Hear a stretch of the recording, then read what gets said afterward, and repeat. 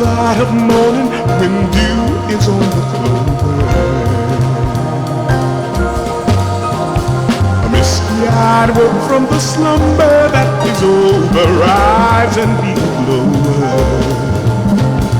while recollecting the strangest dream. Dreamed I appeared in the center of an eye. Hi everybody, this is Blaze from the Arts, Culture, and Us, and today we're doing a segment on our downtown businesses that are also galleries. And today we're here at Stella Dottier's dress shop, and we're going to go inside and talk to Stella in just a moment.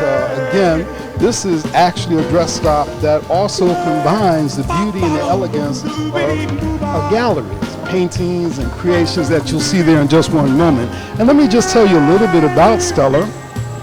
And what she says is that if you're interested in clothing that is unique, stylish, truly dazzling, also transcends time, then Stella has it for you. She's straight from Iceland, and Stella has relocated from New Orleans back to Los Angeles. Her designs have previously been available only in trendy designer specialty boutiques in Los Angeles, New York, and in Europe. Her handcrafted, tailor-made, vintage, and gothic creations have appeared in numerous movies, music videos, theaters, television productions. Stella's style evokes the romance of time past, elegance, and grace. So what we'll do is go inside right now and take a look at her style, which is sort of vintage, roaring 20s, blended with the times of now, with a little bit of fishnet, a little bit of darkness, sort of like a lingerie look, but definitely it's all Stella and no one else's. These are things and items that she creates from scratch in the back, and we'll take a look at her little sewing machine where she pumps these garments out. And we just want to thank you very much for joining us tonight. Come on, let's go inside.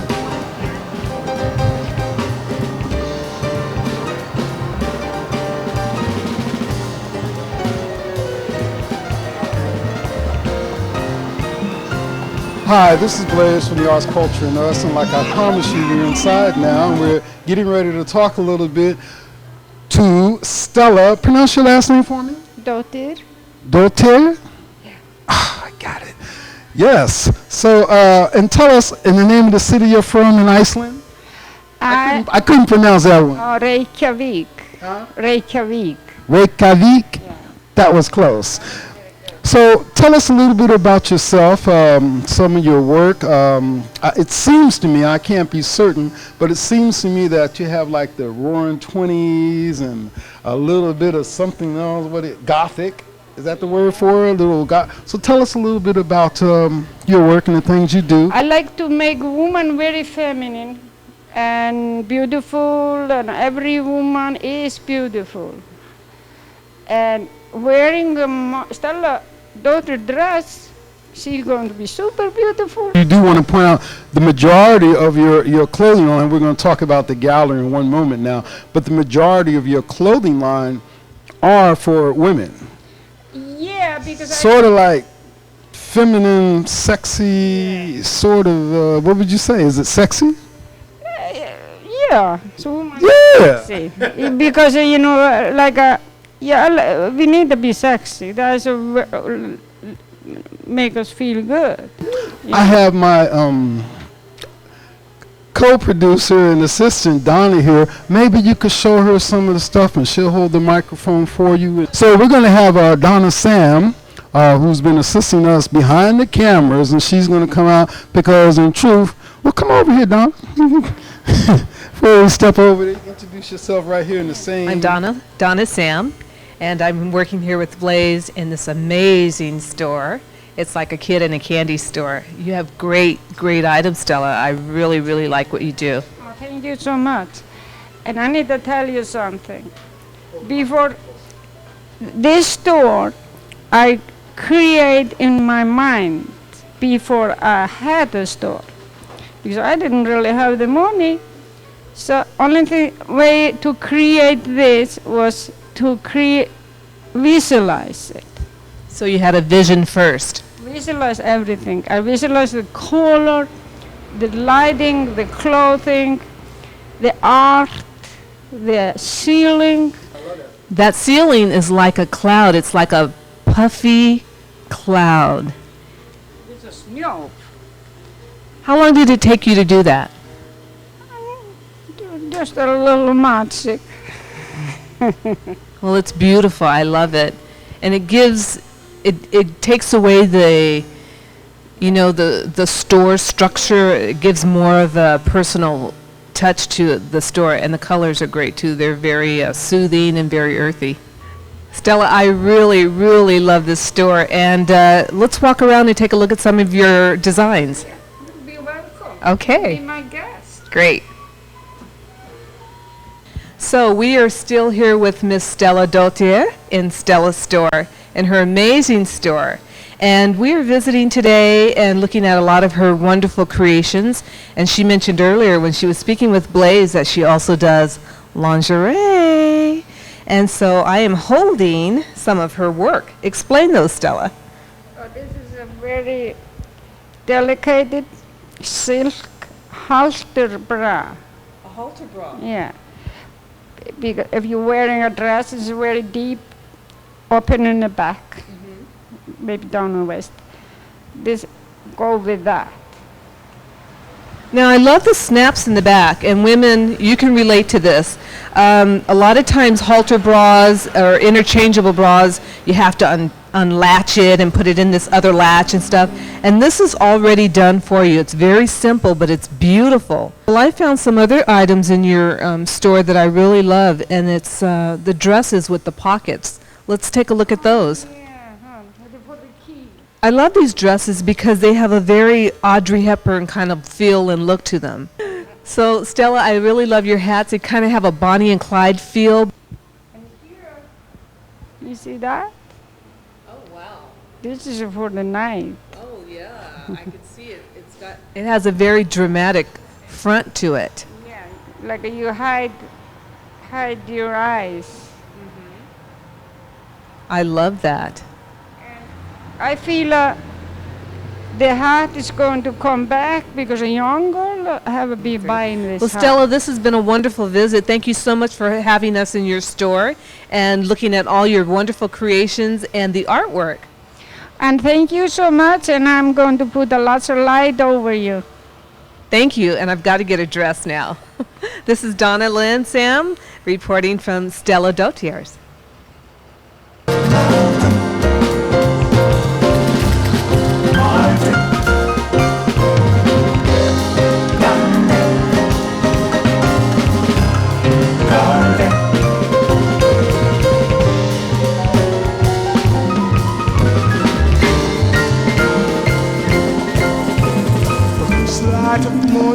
Good afternoon. This is Blaze once again, and we're here at the 2nd Street Cigars and Gallery. I'm speaking to Victor, and this is the second in a series of little shops we've gone to in the Gallery Row area downtown, which not only is a shop and a store and a business of one degree, but has also embraced the concept of Gallery Row and become a gallery as well. So we have some beautiful art, and we are going to learn from Victor some of the pros and cons and how you get into the world of cigars. And he's also going to tell us about the great heritage of his family with cigars. Well, we started as La Plata Cigar Company in 1947 here in downtown Los Angeles on Grand and Olympic. And we ran its course up until about... La Plata? Yeah. Okay, go ahead. La Plata. And somewhere around 2001, we closed the original factory. And we're looking to do sort of a showcase store. We knew that the area was changing. Lofts were being renovated. And it's a nice area that we're in. So it took us about 2 years to find this location. We're in Gallery Row, which used to be the old bank district of downtown Los Angeles. And we put together a gallery and a cigar lounge, which is rather unique, but it seems to be working. And like some of the galleries in our neighborhood, we're embracing the renaissance of the neighborhood. And some of the galleries have put other businesses in their spot to sort of cater to the loft living. So we're giving them more choices within one business. Now, you know, we began a short interview last week, and I really wasn't prepared, You know, I don't smoke, so I wasn't that prepared for it, but I really done a lot of research, and I thought it was very fascinating. When you say this is a cigar lounge, that means this is a place where people just come in, they buy some cigars and sit down, maybe do business, because I saw there was a connection, seemingly, a connection between cigars and successful people. Correct, yes. So tell us a little bit about that mystique. So when I say lounge, yes, it's not a club type setting, but it's a place where a guy can come in, meet his buddy after lunch, they buy a couple cigars, they might sit down in one of the little areas that we have here and discuss the rest of their day's affair. Or if their day is over, they'll come in here and spend a couple hours and kind of wait for traffic to die down before going home. Yeah, so before hitting the freeway, whether it's featuring a group show, group artist. And we also have outside curators that use our location to promote these particular events. And then, as you know, you've been covering the Gallery Row area, the once a month art walk. Second Thursday of each month. Second Thursday of every month, yep. And that's where we're asked by our little community here to be open till 9 p.m. on that particular evening to allow the audience, the people to kind of get around to the now, I think it's 30 galleries that are in our little area. Yeah. And I've talked to some of these people that come through our doors that particular evening. It's kind of an open house setup as it is. And the question I ask, well, you know, what time did you start? And some of them start literally at noon. They'll take the day off, and they'll have some friends meet them down here, eat at some of the local establishments, and try to cover as much ground. Because to cover 30 galleries, you would have to start at high noon. Some customers. So we'll take a break for a moment and do business. You got it. And we'll go into the other room. How's it going today? Good. So, we just took a very short break there for business purposes. So I'm sure you'll understand that. And Victor, we're going to step into the other room. What do you call this room we're about to step into? That's the humidor, walk-in humidor, yeah. The walk-in humidor. I don't know what that means, but you're going to tell me. And before we go into this room, take a moment to tell us about a young lady by the name of Marilyn. Marilyn is my sister, and she works the gallery end of the business, finding new artists for us and going to other gallery events, exhibitions, and trying to take some artists away from other galleries. No, we all work together. It's competition. It's friendly competition. And she was always away from the cigar end of the business, although she's getting a little involved now, but I think we kept the girls, and the guys in our family. Okay, well, let's step into, what do you call it? The cigar walk-in humidor. Hi, Excellent. everybody. It's Donna Sam, and I am continuing the interview with Victor, who is the owner of 2nd Street Cigars and Gallery, and we are standing inside of a humidor. Yep, a cigar walk-in humidor. Now, I usually think of a humidor as a smaller box, so this is like wines have cellars. That's right, and this cigars have their cellar, what is called a humidor. And the box that you're used to seeing is a little fancy little box in homes, and you open it up and you got 50 cigars in there. Well, we have 5,000 cigars in here. Wow. And so it's a walk-in, life size. You walk in and it's temperature controlled, humidity controlled, and a customer will come in and obviously pick their goods, or they'll ask for suggestions. Just like if you went to a wine shop, you might ask for something that you've never had before, and maybe you want to know the blend. You want to know if it's a strong cigar or a mild cigar. And they may even ask you to pair it up with a wine or with a spirit, like a single malt or something like that. And if you have that knowledge as a tobacconist, then you would share that knowledge. Okay, Victor, let me ask you this. Do people inhale the cigar? They do not, although I've seen some do. Or not the whole cigar, but do they inhale Right, right. No, they shouldn't inhale the cigar or the smoke that comes out of the cigar. Okay. So some people do. I've seen them. They're ex-cigarette smokers, and I see them, and it's too much. It's non-filtered, obviously. It's a savored smoke. You savor it, you puff it in, you blow it out. You do not put it into the lungs. You don't need to do that to a cigar to get the taste. So, Victor, we're still standing here in this human-sized humidor. What are some of the different cigars, and do you roll them here in the store, and can you show us and tell us about some of the different brands? Well, we have a cigar roller that does come to our store. It's sort of an exhibit. She comes in a couple times a week for a few hours a day, and she rolls a house blend for us. But what we have inside this walk-in humidor are many brands owned by different companies, and they are produced, handmade, in the factory and in the country of origin, such as the Dominican Republic, Nicaragua, Costa Rica, Mexico. And so they create under their brand name a signature blend, and they will do a product extension, which would be creating different blends from the same factory and shapes and sizes. I have one particular here that's basically a Corona. It's a nice, simple, average shape. You go from that all the way to maybe a specialty cigar, which is a Perfecto. It's an old-fashioned cigar based on the 1890s and early 1900s, where the cigars were tapered at both ends. And although this cigar is a new cigar, and the company is probably a 20-year-old company, obviously they weren't around way back then, but they're recreating the classic sizes. And we all do that. All companies will come up with something that the shape is from a long time ago, from a period long gone. But we'll bring those fashions back just because the audience wants that. They want to see some classic designs in the terms, in the form of cigars.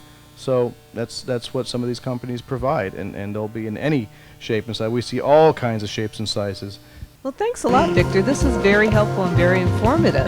So why don't we take a look at the gallery part of your store now? Well, what we do is, for instance, what we're looking at here is an artist. He is a young artist. He's also one of LA's finest.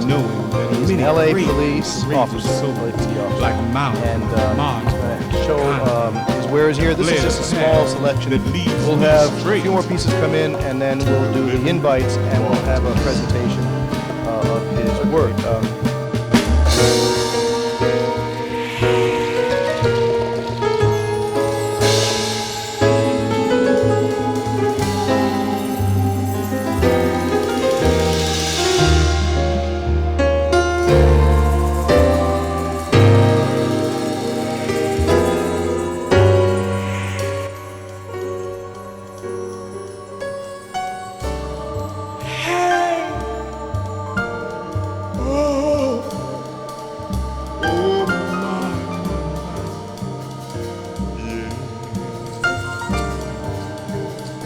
Images. So it's been a fun visit here at 2nd Street Cigars and Gallery. But before we go, I want to ask you about one more piece of art above our head here.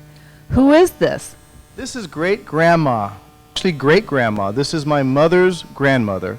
And this painting I had commissioned by Tom Ellis, who was an artist here in Los Angeles, when my great-grandmother was 103 years old. 103? She posed for this when she was 103. If you notice that in the painting, she has a wine glass in one hand and a emerald ring in the other hand.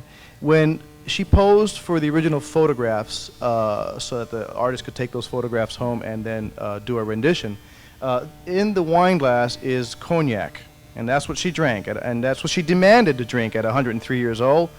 And the emerald ring she never had on. She actually had a cigar in that hand.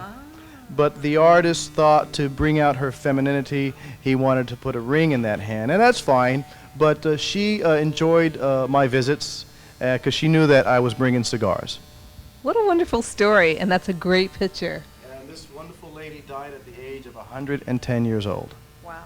Here in Los Angeles. Wow. Well, there you go. A great piece of history here at from Victor on his grandmother, great-grandmother. Yes. And thank you so much. And we are here at 2nd Street Cigars and Gallery.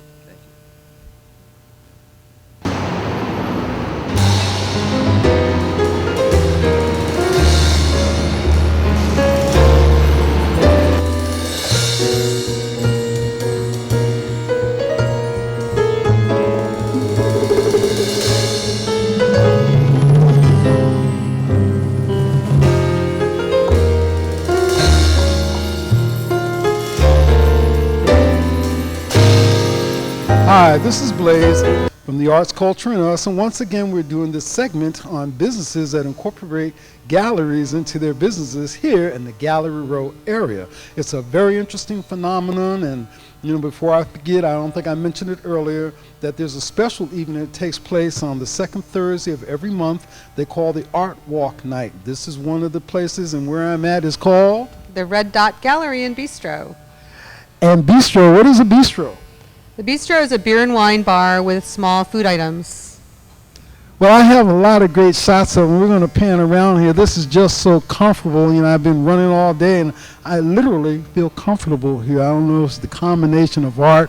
I noticed on your website, it said the blending of space and art. Tell us about that. Also, unlike the other stores we went to, they always had a business, and then they incorporated galleries. You've always been a gallerist? Yes. What was that name they had? Gallerist? Yeah. Yes, ma'am. So tell us a little bit about yourself, the beauty of the store, and your vision for Gallery Row. Okay. And you can hold the microphone and be comfortable. Okay.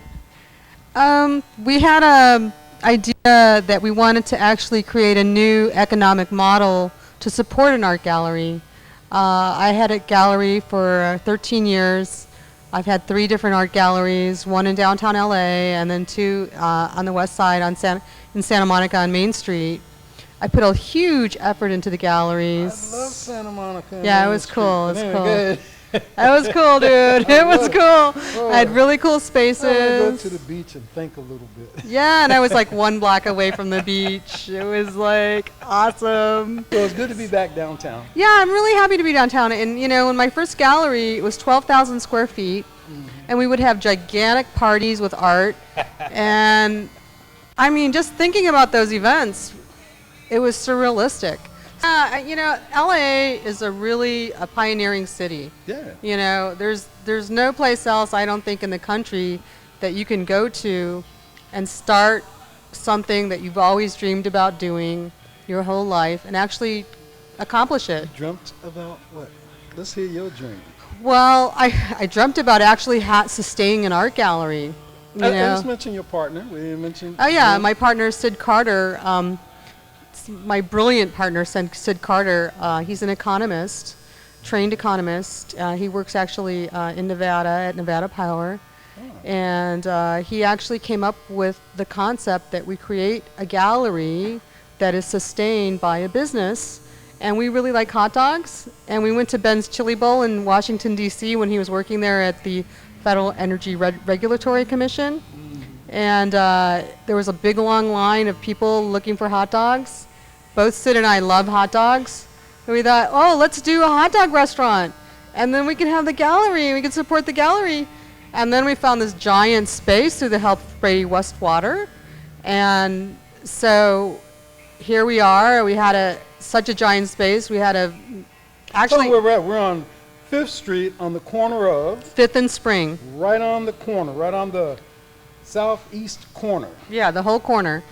And tell them what they'll see, because there's several things here. So tell them all the different little components. Okay. So they'll want to come. Yeah, I guess, you know, we worked with a major architect, Greg Williams and Anna Hinton. And Anna Hinton was a protege of Frank Gehry. Yeah, so she actually designed the whole space, the front and in the back.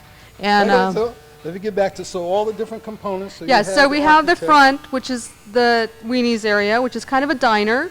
We're actually going to be incorporating breakfast soon. And but we have hot dogs. That's our main thrust. We have 5 different hot dogs, including veggie dogs. You have veggie dogs. We have veggie dogs and you veggie hear that, sausage. people? Veggie dogs. Yeah. Okay. And then you come right back into this area here, and we actually created a space where we didn't want to have a restaurant with a gallery. We wanted to have a gallery with a restaurant. So there's actually a separate area for the art. But then on the inside of the room, there's actually an area where you can sit with the art and enjoy a cup of coffee, a glass of wine, a glass of beer. You can have a different menu back here, which we have chicken sticks and different kinds of foods What back are the here. hours here? I mean, we're not allowed to sell anything, but what are the hours? We're open from 10 until 8 and on Saturday till 10. Oh, okay. But we're going to be, like I said, on the weekends, we're going to start breakfast. So. Now, this room, and as we're talking, you don't know, Yeah. but as you're talking, I'm actually showing scenes of it on the actual film. So this room can also be rented? Do you do other things? I have... Like a little party, gathering, weddings? This is the space to have a small social event. We've been having some major exhibitions here with some very well-known artists. In this show in particular, we have Bill Plimpton, who's a major animator, along with Dennis Larkins, who's right behind us, and Mark Bryan. Bill Plimpton, what are some of the great works that he's done that I would know? I mean, he's known. I know that name very, very, very well. Yeah, he's actually just finished a movie called Hair High, and that's why we had the exhibit. We were able to include him because he came out for the movie premiere. And he actually is most well known probably for his Liquid television series, where all these heads are eating other heads, and it's very surrealistic. That's Yeah. it. Yeah. Well, I'm gonna get up, touch the camera. You're gonna get up, and I'm gonna pan real quick, and we'll just Okay. take a I love the show because it's kind of a blue-collar show in many respects. Political, with a lot of strong political undertones. Well, why don't you describe what this is? Yeah. And it's, now that I really look at it, Yeah. it's a very profound piece. I love political art. I really don't see enough political art. It doesn't seem that all the artists are willing to stick their neck out and make political statements. Whenever I do see artwork that has a political statement behind it, I'm all for it. And I'd like to support it, and yeah, it's awesome. And this piece can be actually interpreted in many different ways. Could be interpreted as a Cesar Chavez piece, which is, when you put the pesticides on the tomatoes and people are picking them, they actually kill the people with cancer. But they look so happy to see it. So Laughing with. This is work by Mark Bryan, and it's a surrealistic piece. You can see people are working on a bomb. This guy here is ready to light the bomb. He's kind of laughing with a little mask on his face. So over here is the actual wall where everybody on the street can see the art. And it's so much fun to actually with windows. This is Blaze. Am I in the thing? Oh yeah, this is Blaze, and I want to thank you very much, Judy, Rico, and we want to say hello to Sid Carter, your partner, and thank you very much, thank you, and congratulations. After I know you battled a long time to get in here, and I feel this is going to stay here forever. And what is it that's about to open up next door to you again? The post office. 90013 is back. Yay! Come get a dog and get some stamps. On the corner of 5th and Spring at 118 West 5th Street. Blaze out.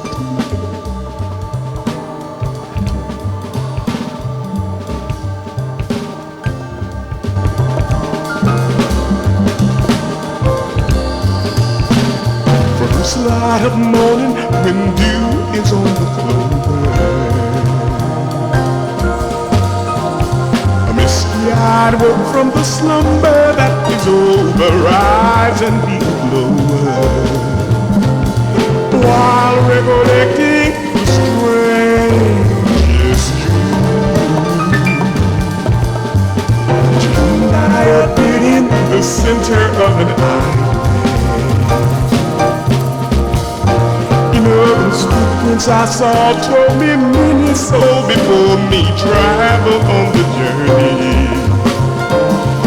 Impressions I knew would guide my way.